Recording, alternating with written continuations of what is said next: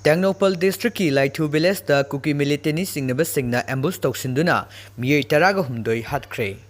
Fresh na fangba thajaba yaba pauna ngasi ayu anganba pung 8:10 taba matamda Tengnoupal district ki masi police station gi manung chanba saibol manaki Laitu village da kuki militani singnaba singna ambush tawsilakpadagi Manipur gi Tampakki laluluf amagi kedar oigani singnaba miyai taraga humdoi sire khara amana thiba khangdana leiri.